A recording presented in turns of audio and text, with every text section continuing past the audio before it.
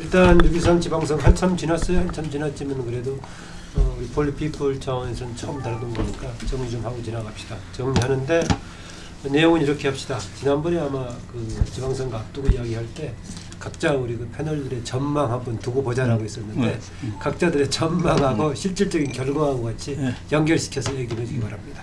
황정수. 예, 저는 그때 이제 임박해서 넣은 게 14대 2대 1이 나왔죠. 그걸 이야기를 하면서 실제로는 그거보다는 한두 개 정도가 더 나올 거다. 그래서 그날 개표를 보니까 뭐 그렇지. 부산에 경남에 김태호는 이기지 않겠나. 또 초반에 인천도 앞서가서 역시 나는 전망을 잘한다는데 아침에 자고 일어나니까 그냥 그대로 돼 있었습니다. 14대 2대 1로요. 네, 광역. 네. 그래서 이제 실질적으로 이 그동안에 이제 보수 진영 안에 여러 가지 견해의 차이가 있었는데 그 핵심이 뭔가 하면 여론이 이제 상당히 조작된 거다. 그래서 저같이 좀 온건한 사람은 뭐라고 하는가 하면 70%로 지지라고 하면 한 50% 좀 넘어갈 거고 한 20%는 거품이 있다. 근데 이제 많은 보수 진영의 이 강경한 지지자들은 실제로 한 20% 30%밖에 안 되는데 나머지 거품이다 했는데 이번에 이제 투표 결과로 그런 이야기는 이제 쑥 좀 들어간 것 같아요. 네. 그래서 이제 전반적으로 봤을 때는 대북 문제에 대한 이 부분이 뭐 6월 12일 날 미북 회담이 있었고 그 분위기의 연장에서 6월 13일 날 선거가 치러진 부분에 상당한 부분 기여는 했다. 뭐 그러지 않아도 여건이 이길 선거는 분명했지만은 그 부분이 좀 말뚝을 박았다 이렇게 보이는데요. 그 이후에 그 지금 청와대가 무슨 뭐 문돌이 이야기까지 나오고 벌써 이제 기강 잡는 사정 이야기까지 하는 걸 보면서 옛날에 탄돌이에 대비되는 거죠. 네. 그래서 야, 이 사람들 참 지버릇 못 고치는구나 이런 생각도 들었지요. 네. 그러니까 뭐 상당히 막판 6월 12일 전에 북미 정상회담도 일단 아젠다를 그 중심으로 잡음으로써 지금 여당이 계속 주도하는데 뭐 세게 박는 꼴이 됐다. 황장소장 덧붙였습니다. 네, 정선 박사. 네, 뭐 대체로 여론조사 기관들이랑 뭐 대체로들 예상했던 거하고 뭐 크게 다르지는 않았던 것 같아요. 단지 이제 마지막에 이제 대구가 어떻게 될 건지 이제 그게 좀 끝까지 가봐야지 않겠냐 그런 분위기가 있었는데 거기는 이제 뭐 대구 경북은 일단 뭐 자유한국당이 뭐 이제 지켜온 것 같고 근데 아무튼 예상보다도 좀 예상을 뛰어넘는 완전한 뭐 압승 였던 것 같고 뭐 우리 정치사에서 이런 정도의 일방적인 압승은 뭐 전례가 없었던 그런 적이 있던 것 같아요. 그러니까 이게 뭐 집권 초기라서 뭐 그랬던 뭐 몇 차례 있을 수 있었던 그런 사례고 근본적으로 이제 다른 게 기본적으로 이번 선거도 이 촛불 시민혁명의 자장권 안에서 이제 치러진 선거였었다. 이게 사실은 정상적인 정치에서는 이 정도의 어떤 완전한 압승은 뭐 사실은 이게 뭐 어려운 건데 그게 가능했던 거는 이 촛불 시민혁명이라는 어떤 그 특수한 그 역사적인 사건 그 자장권 내에서 역시 치러진 선거였기 때문에 가능한 거였다 얘기할 수 있을 것 같아요. 아무튼 뭐 많이들 얘기한 것처럼 이제 보수 괴멸 뭐 이런 상황이 초래가 된 건데 이게 뭐 선거 하나가 그렇게 되고 끝나고 다시 이제 또 뭐 회복이 되고 이럴 가능성이 그렇게 많아 보이지 않기 때문에 이거는 하나의 어떤 선거를 넘어서 가지고 한국 정치 지형에 상당한 변화를 가져올 수 있는 그러한 이제 선거가 된 거 아니겠나 의미부여를 그렇게 이제 합니다. 그리고 자유한국당의 참패도 참패지만은 저는 바른미래당은 아예 완패를 한 거 이것도 좀 주목할 필요가 있을 것 같아요. 뭐 3등을 해도 뭐 득표율이 정말 아주 뭐 한 자릿수에 머무는 그런 이제 3위들을 후보들이 워낙 그 격차를 벌이면서 이제 전락을 했기 때문에 바른미래당 같은 경우는 뭐 아주 그냥 뭐 회생불능의 완패를 지금 당한 거 아닌가 좀 그렇게 또 주목을 합니다. 예, 덩치가 작기 때문에 바른미래당에 대한 타격이 더 클 거다라고까지 보고 있네요. 그리고 이창선 박사 이번에 이제 예전하고는 다른 결과가 되게 일반적으로는 이후에 역사적인 계기가 어떻게 이어지느냐에 따라서 정치 지형이 달라지는데 이번 사건만으로도 정선 박사는 지금 큰 정치 지형의 지금 변화의 계기가 될 거다라고 보고 있습니다. 홍 소장님. 뭐 일단 5번 선거 결과는 사전에 나왔던 여론조사 결과대로 나왔어요. 나왔고 경남 하나가 어떻게 될 것인지 2.5라고 그랬었죠. 예, 그때. 그래서 그 경남 하나가 어떻게 될 것인지가 관건이다. 근데 결국 경남마저도 자유한국당이 패배함으로 인해서 자유한국당은 대구 경북에 갇히는 형국이 되었다. 대구 경북 밖에 그나마 건지지 못했던 이 지금 자유한국당 그룹은 뭐 참패를 할 수가 있겠죠. 근데 이거를 보수의 괴멸로 봐야 되느냐, 그거는 나는 좀 별건으로 봅니다. 사실 5번에 저희들이 조사를 해보면은 보수 진영 이쪽에서 보면은 자유한국당에 대한 반감 못지않게 홍준표 그리고 홍준표 체제하의 선거 전략에 대해서 대단히 불만이 높았다. 즉 사이보수가 그냥 창피한 정도가 아니고 진짜 너무너무 창피해서 투표장에도 나가고 싶지 않을 정도로 창피했던 형국을 만들어졌던 게 5번 자유한국당 지도부 선거 대책 선대위였다. 그래서 제가 보건대는 이 보수에 대한 심판보다도 별건으로 홍준표 체제의 그 정치적 행태 그것에 대한 또 다른 심판도 있었다. 그래서 보수뿐만 아니고 자유한국당 홍준표 체제에 대한 어떤 그런 정치적 행위에 대한 심판이 이번에 분명히 드러났다는 거고, 두 번째는 분명히 민주당이 대승을 했습니다.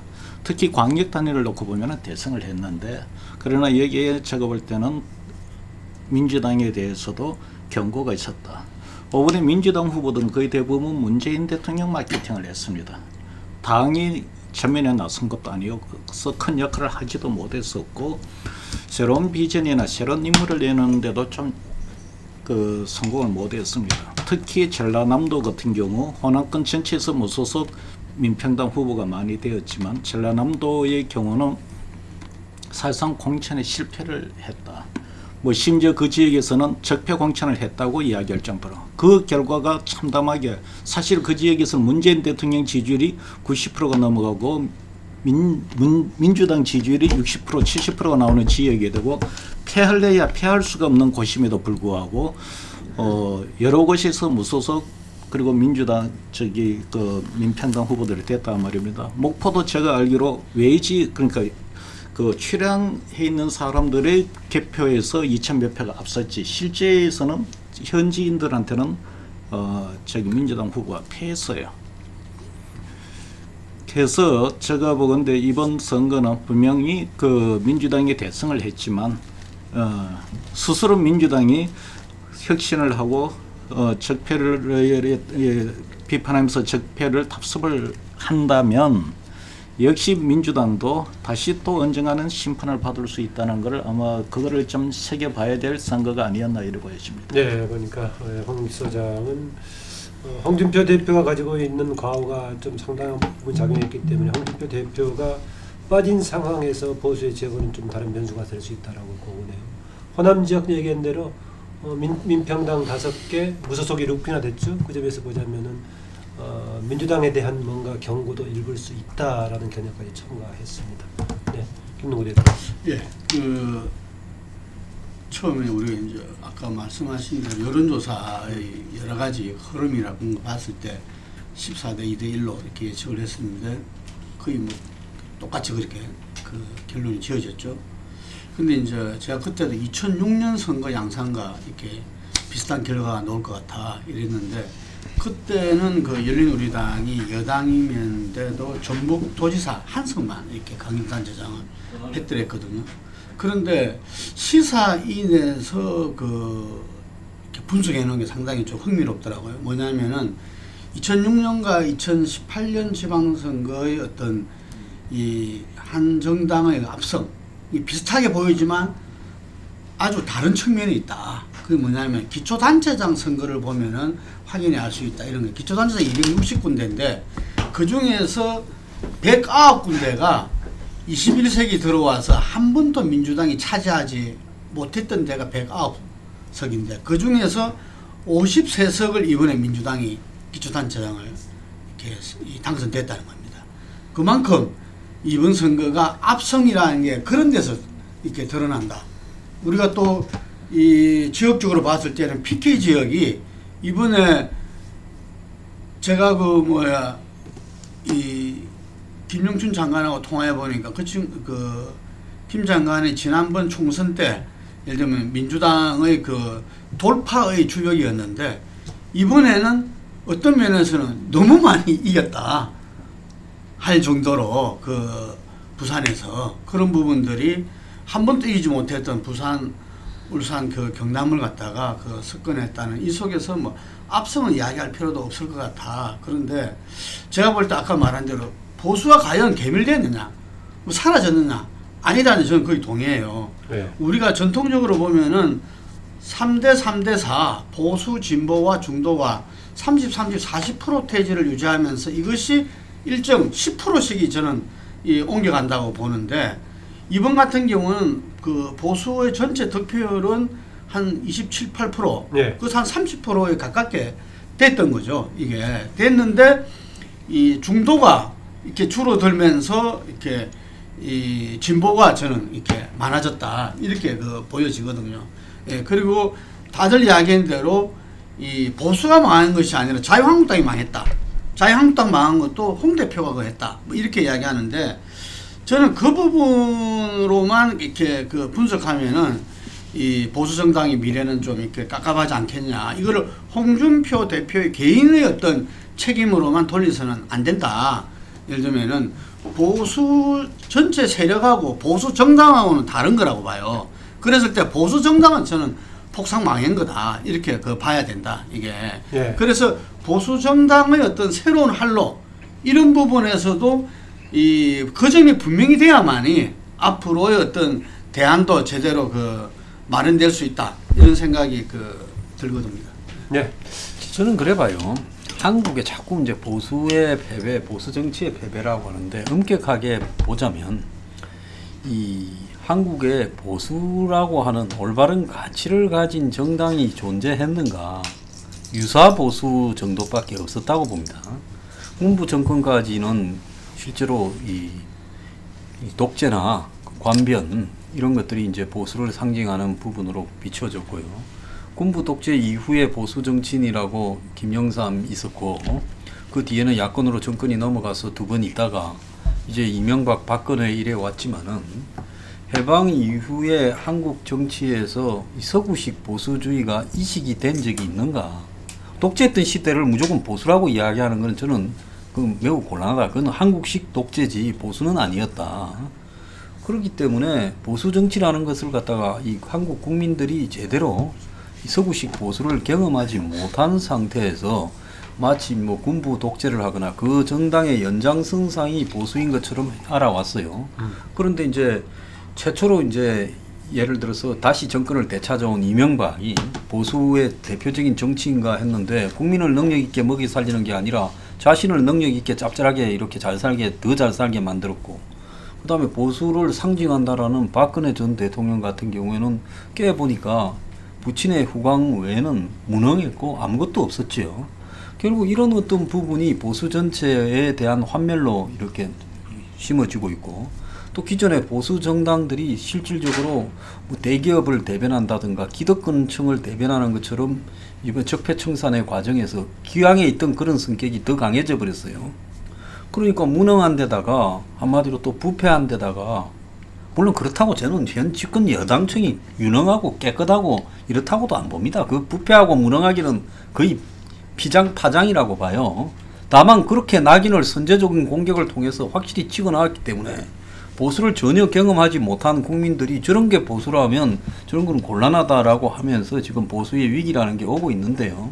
저는 이번 위기를 통해 가지고 정말로 진정한 보수 정치라는 거는 한국적 현실에서의 보수의 새로운 가치라는 거는 저는 안보를 튼튼히 하고 두 번째로는 변화하는 시대의 가치에 맞게 정책들을 과감하게 변화시킬 수 있는 거 이 두 가지가 핵심이 돼야 되는데 그러기 위해서 뭐 노력도 안 했고 그냥 이렇게 대충 굴러오다가 무능한 정치인들의 보수를 팔아먹다가 이제 망해가요. 그래서 한 번쯤은 망해야 이제 새로운 보수의 씨앗이 이렇게 심어지는 부분에서 다음 총선이 조금 한 2년 남았으니까 지금 잘 망했다라고 보고 이제 보수의 새로운 방향을 모색하고 아젠다도 새로 정립할 좋은 기회라고 봅니다. 네, 황 소장 얘기하세요. 예, 제가 아까 한국 정치 지형의 변화가 이제 표현이 된 뭐 선거였다 하는 의미는 저런 거예요. 그러니까 이번 선거에서 나타난 진보 강화, 보수 약화의 이 현상이라고 하는 것이 일회성이 아니라 이제 상당 기간 이제 지속될 가능성이 이제 크다는 바로 그래서 그동안에 아까 얘기했던 334 이런 지형 자체가 상당 기간 이게 변화가 이제 지속될 것 같다는 뭐 이런 전망인 건데요. 일단은 기본적으로 이번에 나타난 이제 보수층까지도 일본을 이제 찍는 그런 이제 층들이 상당히 이제 늘어난 그런 이제 현상. 특히 이 한반도 평화 정책 같은 경우는 보수층에서도 상당히 적극적인 지지를 보내는 그런 층들이 많아진 것이 뚜렷이 나타나고 이건 사실은 전에는 상상할 수 없었던 장면들이었거든요. 불과 6개월 전까지만 하더라도 역시 그 이제 냉전 어떤 그런 이제 잣대에 이제 갇혀 있었던 층까지도 이제는 한반도 평화 정책을 지지하고 이제 나서는 거.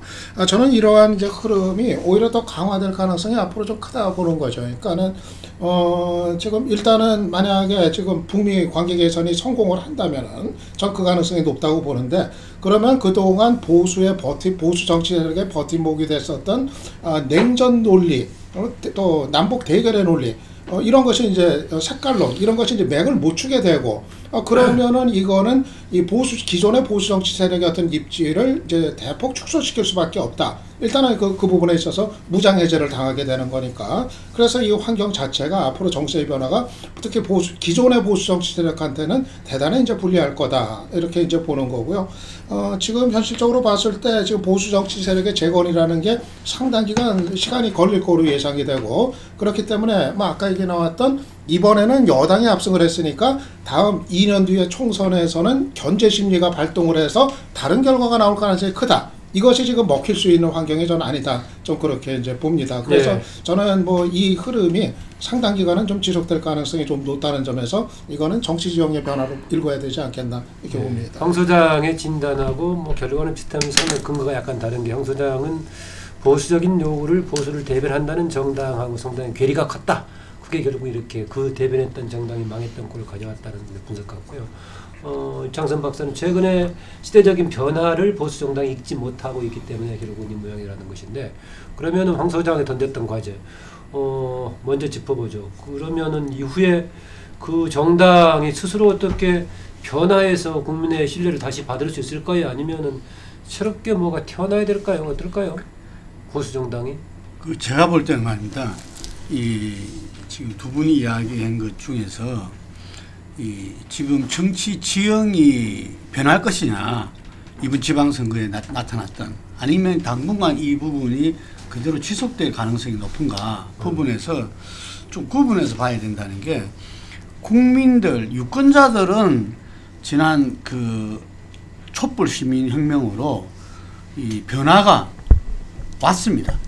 이 변화를 각 정당들이 제대로 받아 안고 가느냐 저는 지금 또 문재인 대통령이 정권 교체를 이뤄내고 민주당을 지지하는 거는 이 촛불을 실현시킬 수 있는 정치인과 세력으로 선택을 한 거지 이 부분들이 성과로서 검증돼서 지지하는 건 아니라고 보거든요.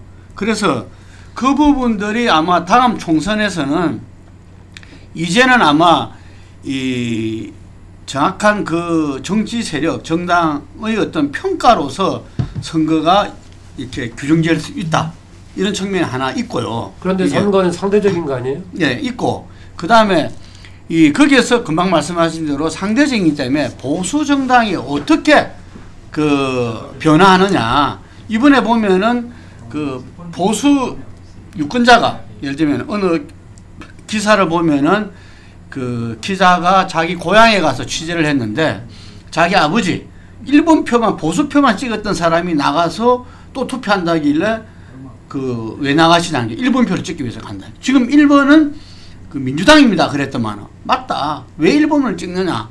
이번에 확실히 망해야만이 새롭게 태어나기 때문에 자유한국당을 망하기 위해서 자기 나간다. 이런 말을 했을 정도로 지금 그런 보수 유권자들의 심리는 저는 새로운 보수 정당의 탄생을 갖다 갈구하고 있다. 그런데 지금 보수 정치 세력은 여전히 지금 현재 그 혼돈 상태에서 제대로 극복되지 못하고 있는데 저는 시간은 좀 걸릴 거라고 합니다. 그게 이런저런 시간은 걸릴 거지만 어쨌든 역사 발전의 법칙에 따라서 저는 보수 정당도 나름대로의 어떤 그 가치와 체계와 조직을 갖다가 그 총선 전에는 구비할 것이다 이래 보거든요. 아, 시간 걸린다고 하는 게 2년 이내네요. 그렇죠. 오, 많이 안 걸리는 거네요, 그러면. 예, 2년 이내에 어느 정도 자기들도 승부를 걸 수 있는 그런 정도의 모양은 갖출 것이다. 예, 그런데 아까도 이야기했지만 국민과 유권자들은 그렇지 않다는 이야기죠.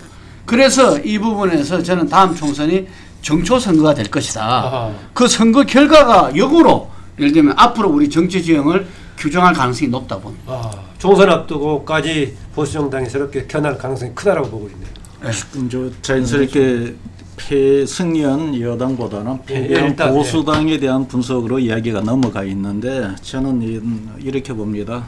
어찌됐든 현재 보수 정당으로서 자유한국당은 이 선거 결과를 이제 참패 상황에서 나름대로 활로를 모셔가는데 냉정하게 이야기해서 이 스스로 이 문제를 해결하기는 쉽지가 않다고 봅니다. 자, 지금 보면은 지금 자유한국당 쪽에도 하는 돌파구를 찾아가는 방식이 하나는 뭐가면 혁신 논리입니다. 즉 달리 이야기하면 정치인 자신들이 변해서 새로운 정치를 하겠다. 모델로 따지면은 박근혜식 그 천막 당사가 혁신 모델이 될 겁니다. 또 하나의 모델은 새로운 정치 세력을 통합을 해서 보수 세력이 통합을 해서 활로를 모셔가겠다. 3당 합당이 모시게 되겠죠. 그 모델이 되겠죠. 그런데 지금 이번 선거에서 드러남는 것은 정치인으로서 자유한국당 국회의원이 보수 정치인으로서 신뢰성도 이미 상실을 해버렸고 또 정당도 보면은 이 보수 정당으로서의 정통성이나 정당성도 많이 약해요. 자유한국당이 뭐 창당된 지 몇 달 얼마 되지도 않는 정당이고 이런 그 신뢰를 상실하고 정당성과 이 정통성을 공고히 확보하지 못하고 있는 정당이 자신들이 주체가 돼서 현재 보수를 혁신하고 새로운 활로를 모셔가는 것은 제가 볼 때는 쉽지가 않다. 만약에 스스로 활로를 못하게 되면 어떤 상황이 오느냐. 내가 볼 때는 85년도 민한당 사태 모델이 적용될 가능성도 있다고 봅니다. 아, 보수 새 정당이 태어날 가능성이 있다. 저는 그렇다고 보죠. 왜냐? 보수 현재 자유한국당의 보수 정당 정치인들은 스스로 지금 혁신하거나 세력을 만들어내는데 이미 한계가 없고 국민의 신뢰를 잃어버렸어요. 그 당시 민한당이 야당으로서 역할을 못하니 YSDJ의 지원을 받는 이민우를 내세운 신민당에 의해서 불과 2달 사이에 80몇 석 민한당이 31석으로 무너져 버렸고 2달밖에 안 됐는 신민당이 60몇 석으로 등장을 했단 말입니다. 이런 식으로 보수 정당이 새로운 보수 정당이 질서를 만들어서 이만큼 성공할지 그거는 나 장담 못하겠어요. 제가 볼 때는 분명히 그런 시도도 존재한다. 당장 지금 자유한국당이 그 통합 모델을 이야기를 했지만 바른미래당부터 안 하겠다는 거예요. 같이 할 정당 세력이 없습니다. 그래서 보수는 내가 볼 때는 여러 가지 가급적 현재 자유한국당이나 자유한국당 정치는 자기네들 중심으로 해서 뭔가를 활로를 모셔가고 싶지만 수도 없이 또 시도를 할 거예요. 그러나 성공할지는 미지수다. 근데 제가 이제 이 선거를 갖고서 보수 괴멸로 이렇게 쉽게 판단을 잘 안 하는 이유가 뭐가면은요. 지금 정치인들은 한편에서는 진보와 보수라는 그런 근본적인 어떤 정치적 이념을 갖고서 대응도 하지만 바로바로 현재 국가적 위기, 국가적 현안에 대해서 얼마만큼 해결 능력이 있고 제대로 대응하느냐를 갖고서도 굉장히 중요하게 보고 있다는 겁니다. 네. 현재 현 정부가 대북 정책을 잘 풀어나가지만 이후는 제가 볼 때는 평화협정 체결 이후부터는 경제 문제로 다 넘어갑니다. 예. 경제 문제가 다 넘어가고 있는데 경제 문제가 이제 중요한 문제가 될 때 현 정부가 특히 현 정부는 저 대통령을 포함하지만 정당에서 아마 이제 그걸 책임을 져야 될 부분인데 대통령 지지율도 놓고 보면은 지금 외교 안보 통일 문제만 놓고 보면은 90% 이를 나가도 개별 정책으로 나면은 60% 이상 50% 이상 나오는 지지율이 없어요. 지금 구조적으로 보면은 이 5번 선거도 문재인 대통령 지지율에 엎혀서 지금 압승을 한 거지 이게 민주당의 정당 지지율로서 이런 선거가 아니란 말입니다. 네. 그러면 그 이후에 이미 지금 여기 그 개별 정책, 특히 경제, 고용 이런 복지 문제에서 50%대의 지지율밖에 받지 못하는 이 집권 여당이 앞으로도 완성을 해서 네. 이 진보 이 민주당 체제가 지속될 것이다. 그거는 내가 볼 때는 조금 이 정책적 상황에서 놓고 본다면은 속단한 게 좀 이르다. 약간 결이 다른 두 가지 내용을 같이 얘기했는데요. 현재 자유한국당 차례 태어나기 어렵고 신당이 등장할 소진이 있는데 성공력을 알 수 없다. 더불어서 그러나 또 보수가 완전히 보수를 대변한다는 정당이 망한 것은 아니다. 왜냐하면 민주당이 지금 앞으로 어려울 것이기 때문에 이런 정도로 진단하셨는데요. 두 개가 조금 충돌한 것 같아 보이기도 하고 하여튼 그렇습니다. 예, 황 소장. 저는 최근에 문재인 정권의 대북 드라이브가 이게 꼭 성공한다라는 보장보다 저는 개인적으로 실패한다고 확신하고 있습니다. 대부분 환상이 진행될 일관된 때는 주장이었었죠. 그 환상이 진행될 때는 그 환상에 대해서 이렇게 다들 이렇게 빨려 들어가죠. 일반 국민들 같은 경우에 지금 판문점 선언을 제대로 한번 읽어보고 저기에 얼마나 안보에 위험할 수 있는가. 지금 비핵화가 하나도 진행되고 있지 않은 외에도 이미 이 한국군의 재래식 군축까지도 뭐 연평도에서 K9 자주포를 빼니 장사정포를 빼니부터 평화수역이니 이야기가 전개돼 가고 있어요. 결국 이 부분이 국가적인 차원에서 정권을 넘어서 한국의 최소한의 안보에 도움이 되는가에 대해서 우려점이 많이 있는데요. 어느 정도는 유예가 되겠죠. 그렇지만은 오늘 이 조선 뭡니까? 미국의 익명의 전문가가 그냥 비공개로 한 토론에 보면 결국 중국의 의도대로 될 것이다. 결국은 이건 실패로 끝날 건데 3년 안에 그 충격은 한국이 다 받게 될 거고 어떤 식으로든지 미군은 철수하게 될 거다. 이렇게 이야기를 하고 있습니다. 그래서 이 진행이 어느 정도는 굴러가겠지만 어느 시점에서는 이것이 우리가 지금 기대하고 있는 비핵화와 남북 간의 평화로 하나가 되고 하는 것들이 얼마나 환상이었는가를 알게 되는 데는 시간이 걸리지만 저는 곧 온다고 봅니다. 근데 여기에 이제 사실은 국민들은 그거는 그때쯤 가서 이걸 보고 깨닫겠지만은 더 국민들한테 얄팍하게 작동하는 것은요, 먹고 살기 어렵게 되어진다라고 느끼게 되면 민심이 급격하게 이반을 할 건데 지금 한번 보십시오. 자영업자 매출부터 시작해서 대기업 고용부터 청년 실업부터 일본의 잃어버린 20년보다도 더 심하게 지금 한국의 경제 상태가 약해지고 있다. 그래서 곧 온다. 부동산 대폭락까지 예고되고 있어요. 그래서 문 정권이 이런 걸 돌파할 수 있는 개별적인 편견 없는 실력을 가지고 전문가들을 고용해서 하고 있느냐? 그러지 않다고 봅니다. 경제 문제를 자신들의 이념으로 물고 가고 있어요. 그래서 노무현 정권이 온갖 입으로 할 수 있는 거는 다 떠들었지만은 경제에서 미천이 드러나서 망가져 버렸지 않습니까? 그때 노무현 정권 전성기에는 이만한 위세가 없었어요. 그때도 뭡니까? 2004년 총선에 이기고 탄돌이라 해서 하면서 지금처럼 기세등등했는데 그로부터 3년 안에 열린 우리 당이 우리가 열려서 다 도망가 버렸죠. 그렇기 때문에 지금 벌어지는 그때 2006년에 지방선거에서 전북만 이기고 다 졌지 않습니까? 네, 네. 그래서 이렇게 쫄딱 망하는 거는 병가지상사예요. 저는 한국당에 크게 기대를 안 합니다만은 이 정권이 현재 추세대로라면 올 가을 내년 봄쯤 되면 경제가 최악의 상황에 이르러서 경제로 그때부터 민심이 나빠지면서 안보를 보는 시각도 달라질 것이다. 그래서 쇼 그만하고 진지하게 임해야 되는데요. 계속 국정을 얄팍하게 쇼로 몰고 가고 있습니다. 자, 여기 보완을 내가 하나 말씀드리면 이런 겁니다. 최저임금제 인상, 최저임금 인상 문제만 해도 그렇습니다. 최저임금 인상은 그 정책 자체로는 정의롭고 당연히 해야 될 거예요. 근데 최저임금제 지금 보면은 그걸 몰아붙이면서 개혁 전략 선호가 잘못된 겁니다.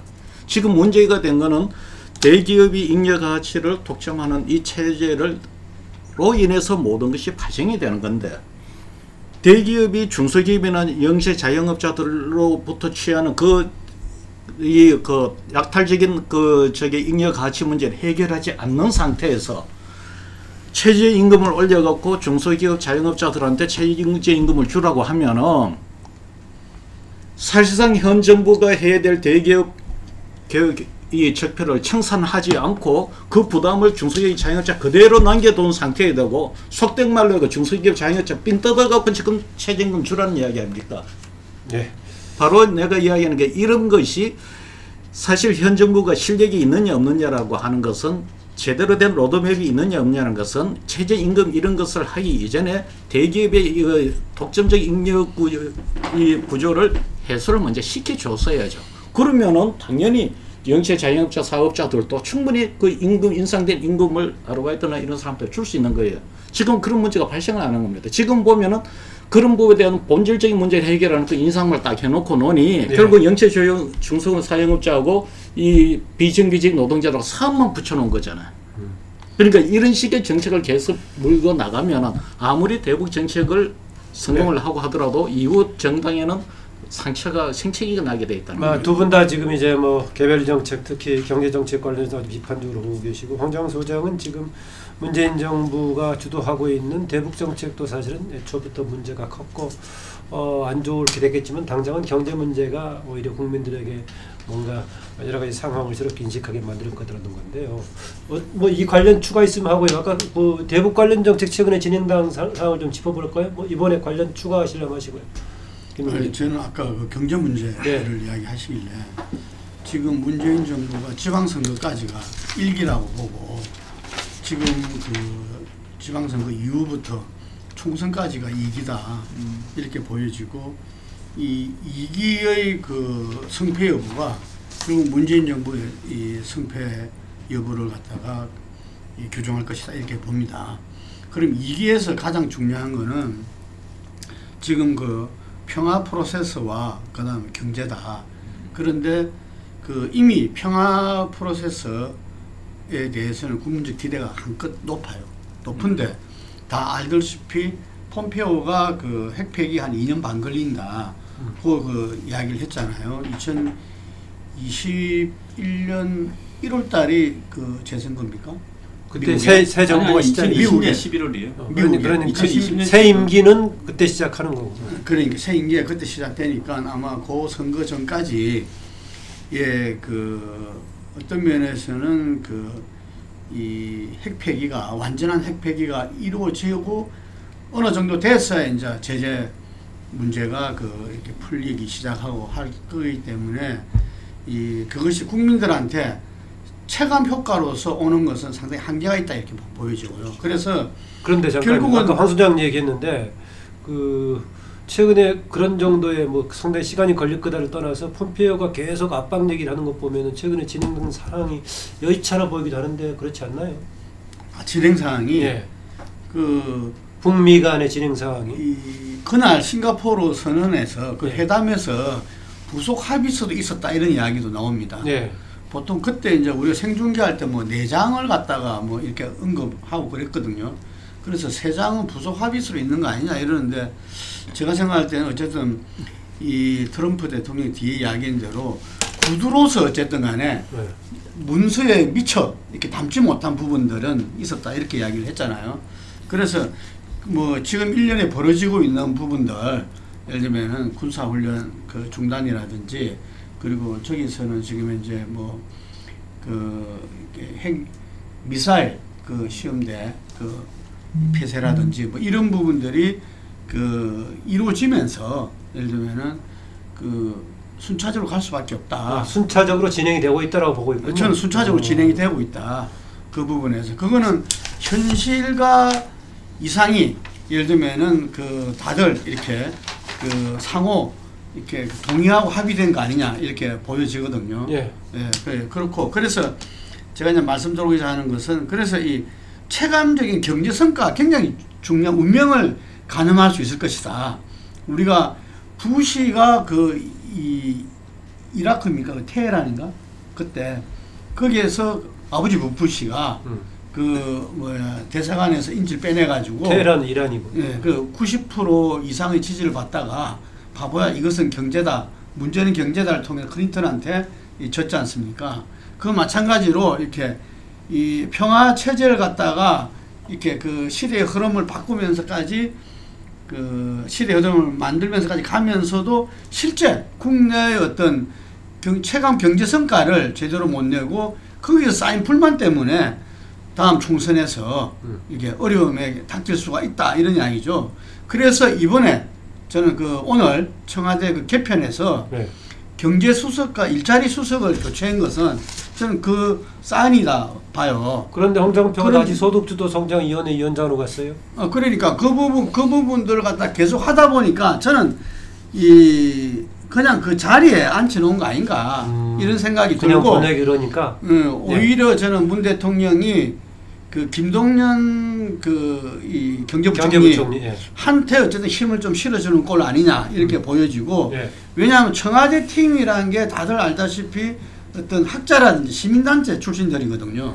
근데 실물 경제에 대해서는 잘 모르는 어떤 예. 부분들이었고 그것이 이 현실적으로 그것이 이 뭐야 정책이 나오면서 여러 문제를 야기하고 그 해결을 못하고 지금 어제도 보면은 그 홍영표 지금 원내대표가 예.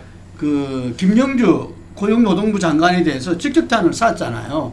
이게 그 문제에 대해서 소득주도 성장이 이 최저임금제밖에 없는 걸로밖에 홍보를 못했다. 그러니까 직무 유기단식으로 이야기를 했거든요. 그래서 저는 여권 내에서 지금 이 경제 이 성과 국민 경제의 어떤 발전을 위해서 저는 마찰이 불가피하다고 봅니다. 예. 이게 그래서 이 부분들이 어떻게 자리를 제대로 방향을 잡고 그러니까 잡을 수 있을 것 같아요. 정책을 이루어지는가에 따라 상당히 중요한 그러니까 잡을 수 있을 것 같아요. 방향을 정비해서. 상당히 그 어려움이 예청되죠. 지금. 유 박사 좀 얘기하시고. 근데 이게 경제팀이 어떻게 될지는 조금 더 지켜봐야 될 것 같아요. 지금 오늘 경제수석이 교체가 된 게 물론 지금 여러 가지 그 경제 통계, 뭐 일자리, 고용 통계 이런 게 악화된 거에 대한 좀 일종의 뭐 문책성이라는 얘기도 있지만 또 그렇게 뭐 그 측면이 뭐 이렇게 부각되는 것 같지는 않고요. 일자리 현황판 어떻게 됐어요? 그래서 어쨌든 간에 뭐 인물은 교체됐어도 기존의 정책의 핵심, 그러니까 소득주도 성장론 이거는 뭐 계속 고수하고 오히려 더 강화를 한다는 것이 뭐 현재까지 확고한 뭐 이제 기존 것 같기 때문에 어쨌든 뭐 경제 정책 기조의 어떤 변화를 뭐 예상하기는 쉽지 않아 보여요. 근데 앞으로 글쎄 경제를 이거 이제 사실은 이제 문재인 정부 2기에서 뭐 제일 중요한 게 이제 먹고 사는 문제, 경제 문제 이거를 어떻게 제대로 성과를 내느냐 그 여부가 이제 될 텐데 근데 경제 정책을 지금 누가 주도를 하게 될 건지도 이게 조금 안개 속인 것 같아요. 그동안 사실은 청와대가 이걸 주도를 하면서 소득주도 성장론을 중심으로 해서 그러면서 지금 김동연 부총리가 좀 이제 좀 고립이 되는 것 같은 그런 이제 모습을 보이기도 했는데 과연 지금의 역학관계 속에서 김동연 부총리가 지금 주도를 하는 것이 과연 가능할지 이건 앞으로도 좀 더 지켜봐야 될 것 같아요. 네. 저는 그래도 지금 시장 상황을 면밀하게 가장 꼼꼼하게 읽어가면서 경제 전체를 종합적으로 읽어나가는 사람이 그래도 김동연 부총리다고 좀 이제 평가를 하고 있는데 네.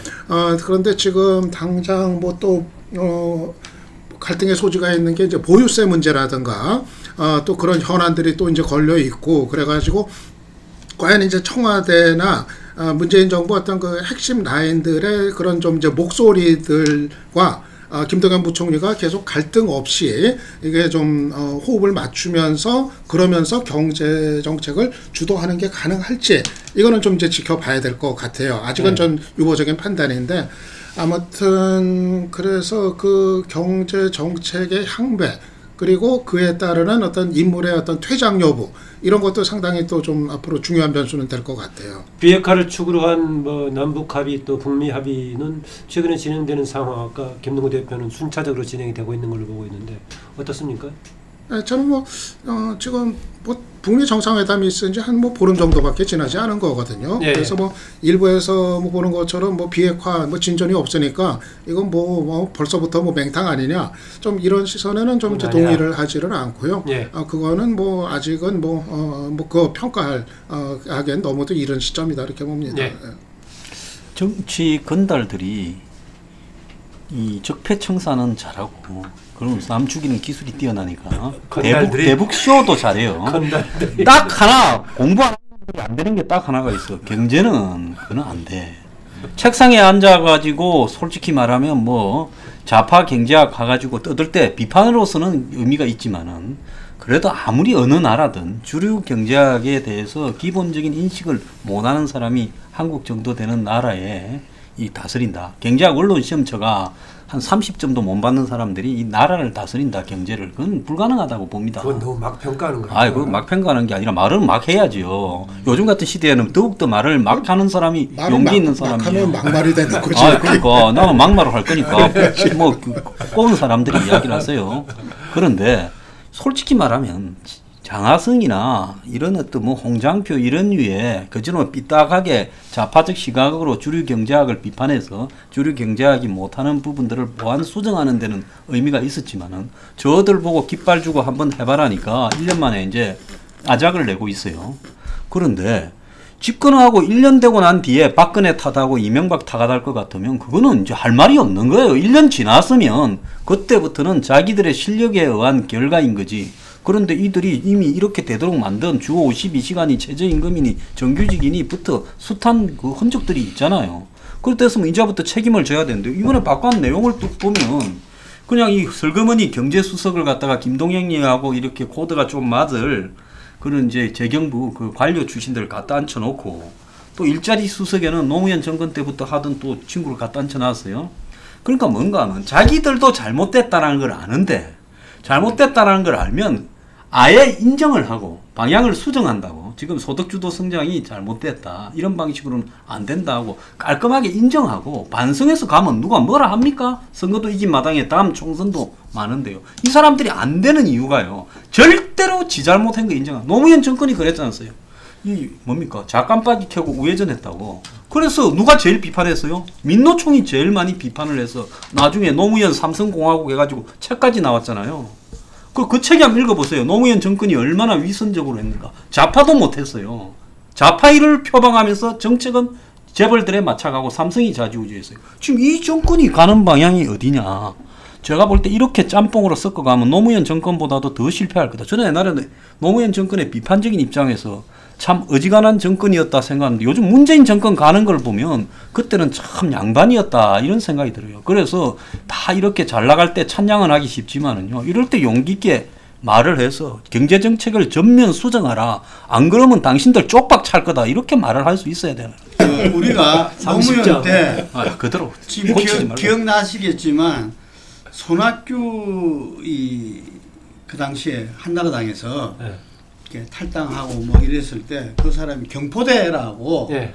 이 노무현 대통령을 비판한 적이 있잖아요. 그랬죠. 예. 경제를 포기한 대통령이다. 상당히 좀 따가운 그 비판이었어요. 그 뭐 말을 갖다 만들어내서가 아니라 실제로 경제 상황이 상당히 어려웠고 그랬는데. 그런데 당시 참여했던 사람은 지표 내세워가지고 그게 아니었다. 언론이 이상하게 뭐 꼬아갔다라고 얘기했는데. 예, 근데 뭐 실무 경제 차원에서는 그게 체감 경제로서는 뭐 다들 인정할 수밖에 없으니까 그래서 이 친노 세력들이 패족을 로서 있으면서 정말 노무현 대통령의 서거 이후에 새로운 어떤 기운을 받아서 지금 다시 정권을 잡기까지 됐는데 우리가 잘 알다시피 문재인 정부를 노무현 2기다 이렇게 그 이야기를 할 수가 있을 겁니다. 그럴 때 항상 이야기하는 게 문재인 대통령뿐만 아니라 그 정부에서 노무현 정부의 어떤 좋은 점은 개선하고 부족하고 실패했던 부분들 극복해야 된다 이런 이야기를 하거든요. 그 부분의 핵심이 바로 경제다. 네, 이런 생각이 들고 그랬을 때 이 경제는 어쨌든 경제를 아는 사람이 경제를 갖다가 이렇게 중심적으로 끌어 나가야 된다. 누군가 그렇게 이야기하더라고요. 이게 인수위가 있었다면은 인수위에서 경제 전반에 대해서 정책을 포함해서 또 경제를 이끌 사람까지 토론을 통해서 정해서 그 사람들이 그 내각에 들어가고 경제부처 책임자로 들어가고 이끌어 나가고 청와대에서는 그 부분들을 어느 정도 이렇게 이 지원 이렇게 사격하고 이런 건데 인수위 없이 청와대만 먼저 꾸려지고 장관은 또 인사청문회다 뭐다 이래가지고 그 6개월 지난 다음에 체제가 만들어졌어요. 네. 그러다 보니까 지금까지 계속 경제정책과 이 실행이 청와대 중심으로 가버릴 수밖에 없었다는 거죠. 그게 저는 1기까지의 그 한계였다라고 본다면 이제 2기에 앞서서 뭐 수석과 일자리 수석을 저는 교체한 거는 제가 볼 때는 어쨌든 간에 김동연 부총리를 중심으로 해서 어쨌든 경제부처에서 이 경제를 갖다 잘 아는 사람이 그럼 한번 해봐라. 그래서 그 사람들이 핵심이 혁신성장이잖아요. 이게 이 정부가 소득주도 성장, 혁신성장, 공정성장을 세 축으로 한다지만 어쨌든 그 방점이 서로 틀리는 거거든요. 그래서 김동연 부총리는 혁신성장에 초점을 맞춰서 객관적인 진단이에요. 주문 사항을 얘기하시는 아니 거예요. 객관적인 진단입니다. 진단이십니다. 예, 가겠다니까 저는 이게 한번 기대를 걸어본다는 거죠. 저는 여권 전체가 아마 경제 부분에 느끼는 거는 저는 대동소이할 거라 봅니다. 우리가 경제에서 오는 그 국민들한테 체감 성과가 결국 다음 총선 정조선거 될 수 있는 그 선거를 규정할 것이다. 이렇게 다 느끼고 있다는 거죠. 예.